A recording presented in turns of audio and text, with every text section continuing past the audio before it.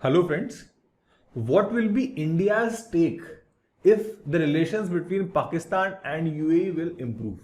Today we will analyze this. If you want to download the slide, the link will be found in the description box. If you want to listen to this video in Hindi, then you can also go to our another channel, that is prepezee. The link can be found again in the description box. So the context is basically Pakistan is facing economic crisis in the country and it has got yet another IMF loan package. So first we will be looking at what is the economic crisis and what are the reasons behind that. Then we will understand that what is the role played by Gulf in that economic crisis, and finally we will look at what is the India's perspective if the relations between UAE and Pakistan improve. So first let us look at the economic crisis. Basically see, the economic crisis has been going on in Pakistan, and Pakistan has faced high levels of unemployment also, and the economic growth is very low. In fact, it has applied for a bailout package from IMF also, and if we count from 1958, this will be the 23rd economic bailout package which Pakistan has requested from IMF and which it has received. However, the only point which we have to notice here is that these bailout packages, they come with certain conditionalities. They are not just completely free. They have conditionalities attached to them. That is, you have to make certain structural adjustments to your political and economic situation if you want this money, so that tomorrow you do not face these kind of crisis again. And since we know that IMF is actually a financial institution which was instituted by the West, therefore it subtly it pushes the country towards capitalistic policies like LPG. In fact, we can say LPG reforms. But still, why Pakistan is not improving? Why the economic crisis has been going on for so many decades? See, the major reason is that in Pakistan we see a lack of political appetite for economic reforms. And these economic reforms, they have the potential to bring Pakistan back to economic prosperity. But then again, the politicians don't want it. And they do not want it because of one major reason. Because they are still dependent on economic doles, that is economic money, economic assistance packages, grants from other countries, and which is there because of its geopolitical advantage. See, if we have a look at the Pakistan's position, you can see that it is very strategically located here. So this is India, you can see, and this is Pakistan. Pakistan is bordering Afghanistan, Iran. And also see this area, this part of Kashmir, which is actually a part of India, but it is right now practically under the occupation of Pakistan. So therefore, it is also having direct territorial linkages to the Central Asian nations. Here it is also having linkages with China also. So we see that many countries like this position of Pakistan. For example, US. Earlier in Afghanistan, we saw that Russia was having some influence and it was occupying Afghanistan. Later on, Russia withdrew and US came into Afghanistan. So for that occupation, it required bases in Pakistan where its army, where its air force could land. Then again, if we talk about the China also likes Pakistan. Why? Because it wants to keep India in its place. It does not want India to expand. It does not want India to grow. And therefore, any country which is fulfilling these obligations will be welcomed by China. And Pakistan has been doing it very deftly. Pakistan, what it is doing, it is trying to promote terrorism in India. Therefore, India has to devote a major part of its budget towards defense. And that is something which China likes because it stops India from growing. And it does not surpass China's growth. So this is what China wants from Pakistan. So these are the reasons it has, till now, it has got money from these countries. However, the situation is now changing. The Pakistan's strategic advantage, it is now eroding. How? See, first of all, if we talk about US does not need any more assistance from Pakistan. We have seen that US has withdrawn from Afghanistan. It does not have any more interest in its advantage, in its strategic location.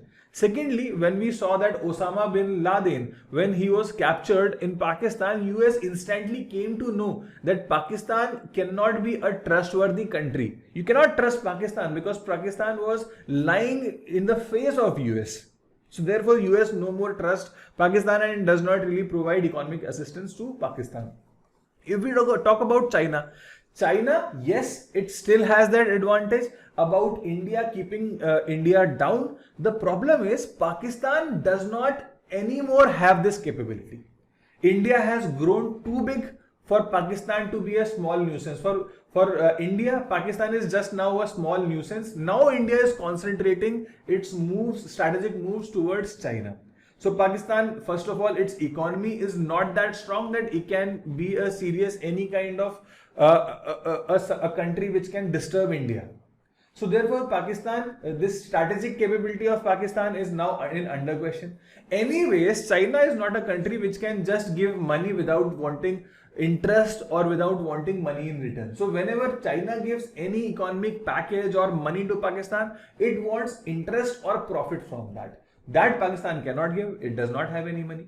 Gulf countries, why they were pampering Pakistan? Because the only reason was religion. Since Pakistan was an Islamic country, it was based on the foundation of Islamism. Therefore, Gulf countries were till now in favor of Pakistan. But now again, now they are looking at economic advantage. Now the world is moving towards economic things, and these basic fundamentalism, extremism, they are the things of past. So now Gulf countries, they can still invest in Pakistan. They have enough money. The only problem is that they want something in return. If you can give them that, then they will invest. Otherwise, they won't. In fact, initially what happened was IMF, see, we know that it is a Western institution. It listens to the US. And therefore, US had asked IMF to go easy on Pakistan. Don't take too much money from them. It's okay if they are not paying. Till then, till earlier, in fact, a decade ago, US was saying that. But now things have changed. Now US is insisting IMF that you go and you extract your money in whatever way you can. So now it is putting pressure on IMF. And again, China and Gulf have also said that if you want our money, first you agree to IMF conditions. We must see that you are having appetite for reform. If you can have reforms, if you can have overhauling in your structural issues, then only we will provide money to you. Otherwise, we don't want to see our money going down the drain. And therefore, now they want Pakistan to take steps, and IMF is now putting pressure. So now, and see, the one major problem with Pakistan is that despite it agreeing to the conditionalities earlier, it backtracks. Pakistan does not have any problem backtracking. It does not really have any kind of shame, any embarrassment. It does not feel embarrassment. One government, it comes in, it says, okay, you give us money and we will have structural reform. The government changes, army takes over or political government comes, it says no, they agreed, we don't know anything about the structural reform, we won't do it. And now IMF is cautious about it. So what IMF did, the officials, they visited every political party. They had an all party meeting, in fact not all party meeting, but they went to the different political parties and then they asked them that whether you want this reform or not.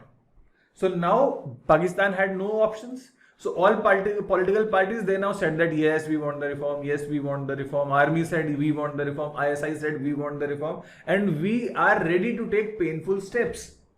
Then only IMF said, okay, now we will give you loan.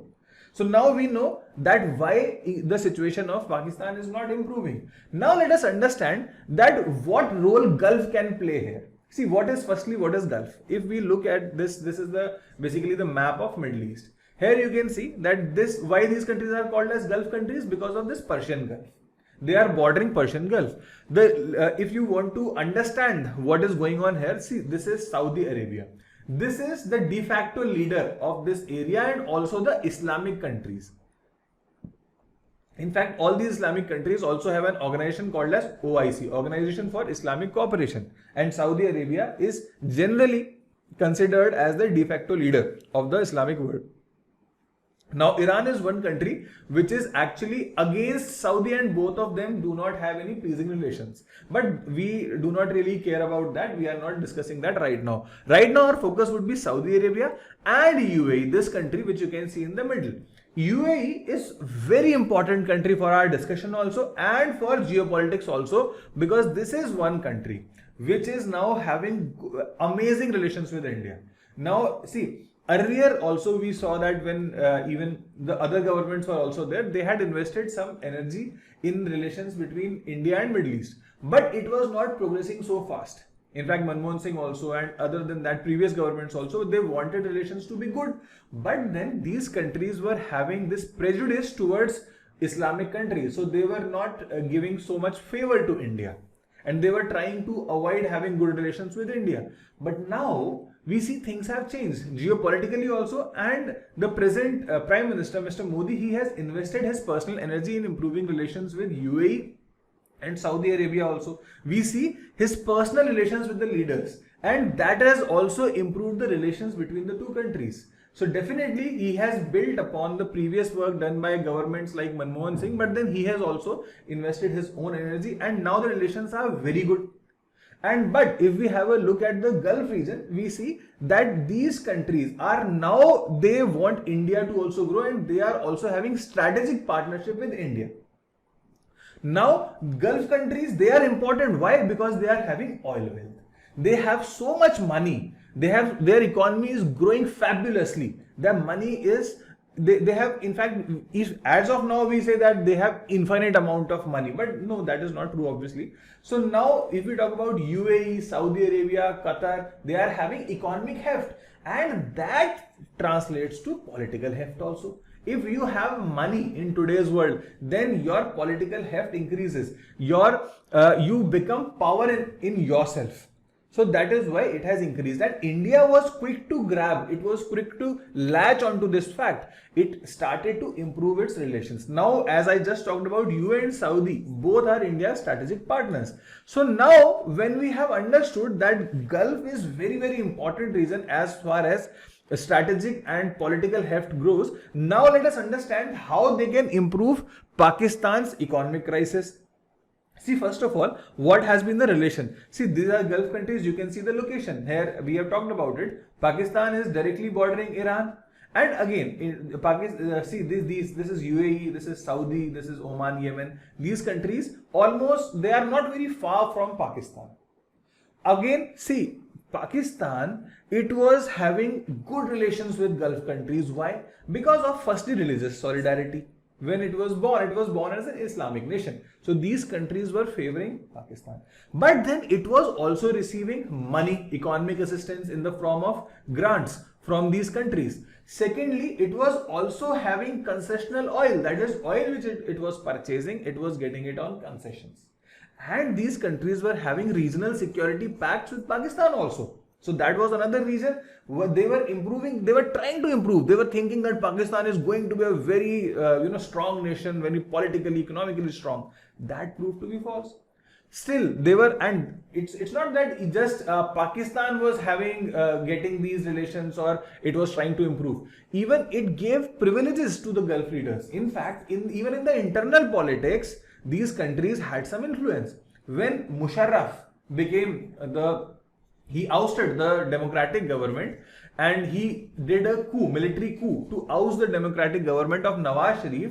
Nawaz Sharif got political exile from Pakistan to Saudi, and it was negotiated by Saudi Arabia. So that is, in this happened in 1999. Saudi Arabia played a very important role in taking out Nawaz Sharif from this country. Otherwise, Pakistan has the history of prosecuting its leaders, and it can even hang them also. That has been done before. So now these things were there, but now the balance has altered so much. Why? Because Pakistan is now going down. It is shrinking. It does not have any money. Its economy, it is shrinking. It is not even its economy is not growing very fast, and it is not in consonance with the growth of all the region. Secondly, it is promoting terrorism in the countries. It is a state policy of Pakistan to bleed India by 1,000 cuts.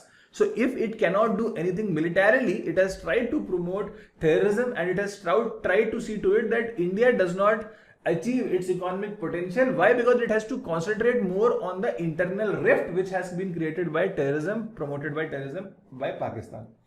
And the problem with this is that despite Pakistan showing that it is only focused on India, every country knows that tomorrow Pakistan can do the same thing in their country also.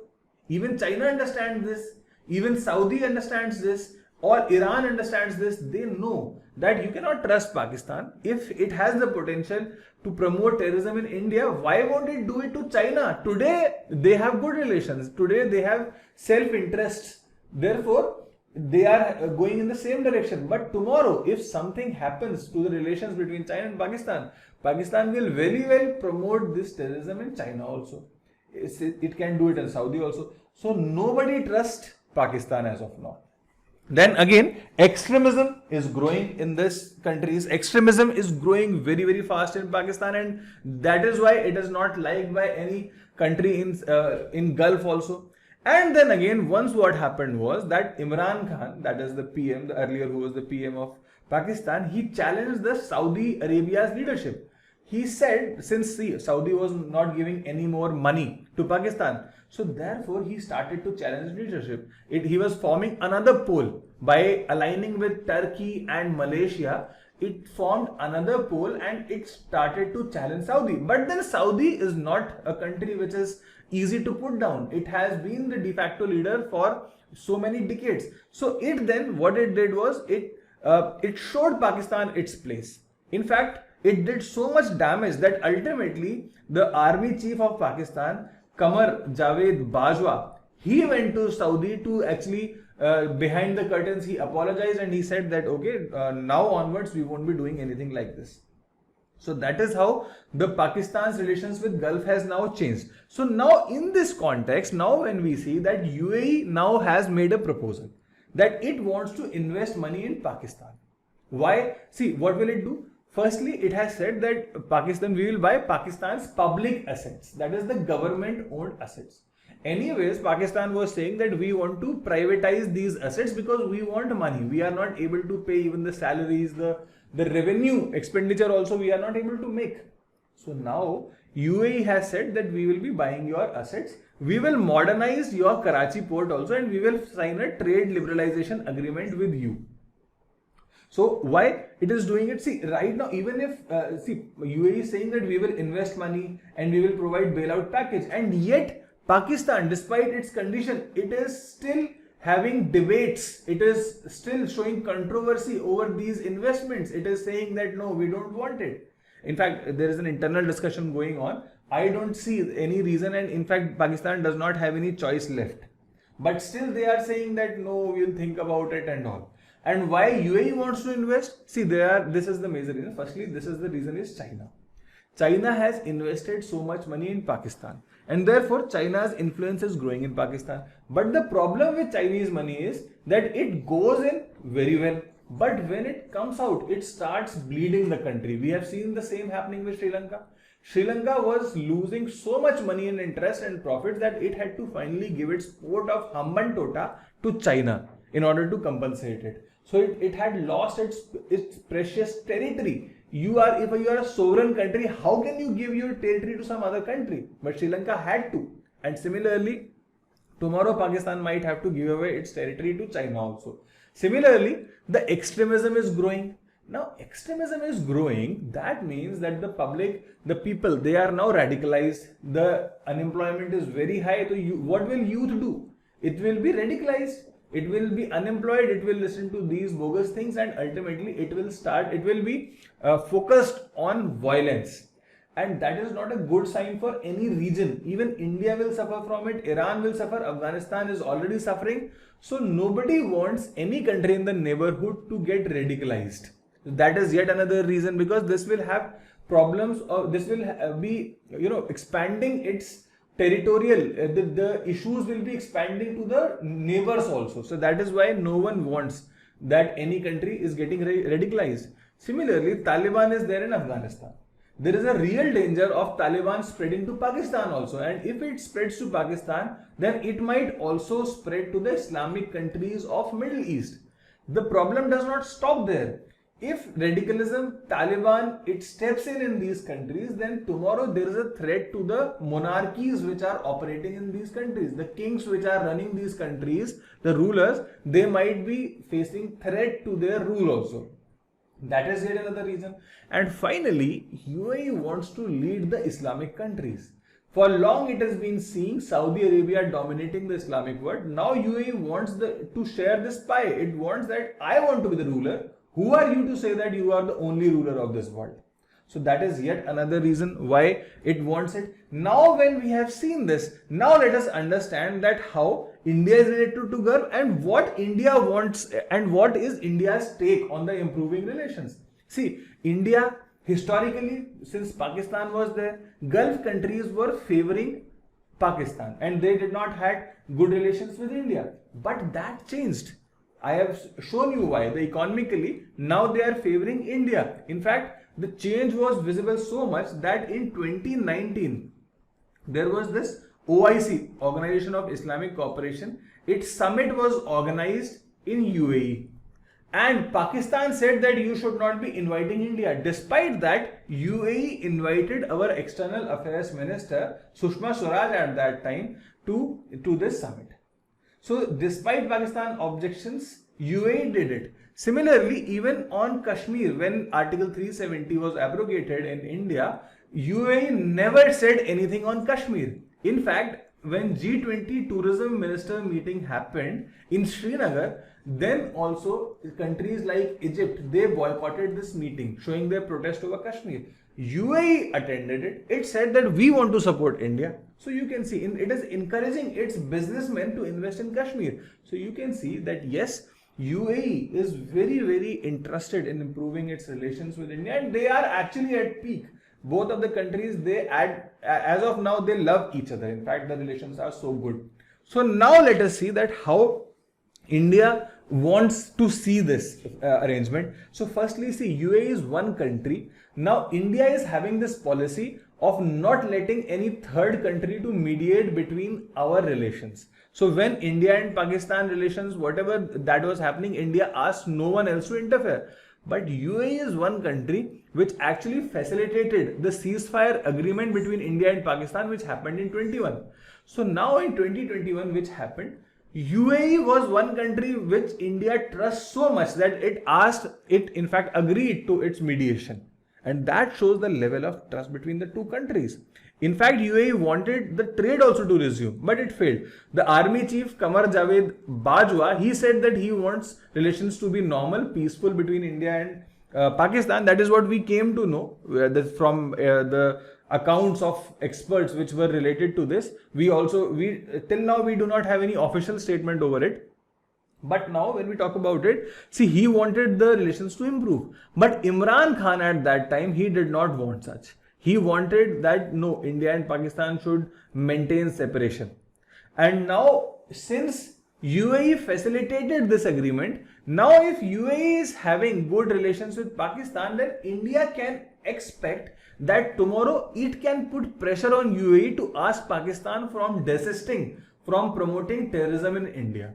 Similarly, India would be very happy to get territorial access for trade with the neighboring countries of Pakistan. That is the Central Asian countries like Afghanistan, which is a landlocked country. So if this is happening, if UAE is having investment in Pakistan and it has control over Pakistan, it is having good relations, then India can expect UAE to ask Pakistan from promoting terrorism in India. So that is one reason. It can again ask UAE to then say to Pakistan that okay, we want good relations, we want the trade relations should be normal, and both countries can then grow in peace.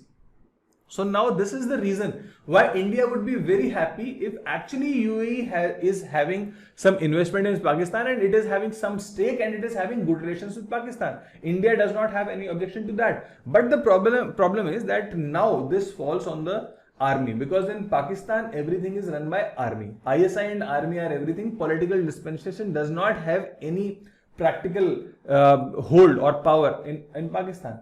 Now, this new army chief is there, Asim Munir, and he is now taking control slowly, but yes, steadily is taking control over Pakistan. But then the problem is that his predecessor, that is Bajwa, he wanted relations to be normalized, and we are expecting that Asim Munir is also having same or similar thoughts about relations with India. Now it is yet to be seen that whether he will be having any political skills to do this, and whether he will be focused more on geo-economics, so that the economy of Pakistan improves and the youth of Pakistan gets employment. They are not radicalized, they are not going towards extremism. That is what we hope from Pakistan. So that is what, so India wants good relations between UAE and Pakistan. That is what the conclusion comes out, and that is what C. Raja Mohan, when he writes this article in Indian Express, he expects that. So that is the whole article. If you like this article, please like, share and subscribe, and thank you.